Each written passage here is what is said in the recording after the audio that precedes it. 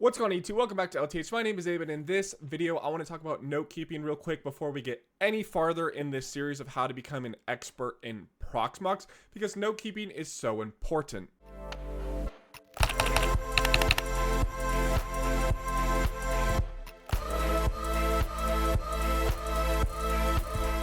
So I have videos linked on my channel of how to install Obsidian, how to install other apps. You can go follow those or just go to obsidian.md. Get Obsidian for whatever your platform is, download and run it. It's super simple, but you could use other things like Google Keep, OneNote's free, Notepad++, or something you're already using. That's completely up to you, but whenever you're learning a topic or something, especially with computers and lots of commands or different user interfaces, you're going to forget things, especially when you go through a course like this that's going to be 20, 30, whatever episodes. There's going to be things that you may need to use later that you won't use for a couple weeks. So take notes because they're going to forgive you.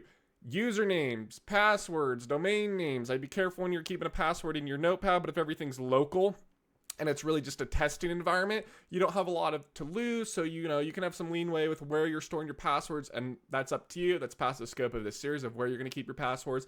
But take notes because you need them. Again, there's so many times I'm like, oh, I don't remember how to do this. I go over to my notes, I find the command or whatever it is, and I can do it again, but I also keep repeatability, right? I can redo things that I may need to do or come back to. I've seen numerous comments in my Discord. People goes, oh man, I didn't have this, or I couldn't remember to do this. My notes saved me. Or I didn't take a note of this and I had to demolish the whole setup and reinstall everything from scratch because I couldn't remember my root password or whatever, right? So just take notes throughout this course. Every video, have your notes open. If you're following, take them, reuse them. You're gonna want them.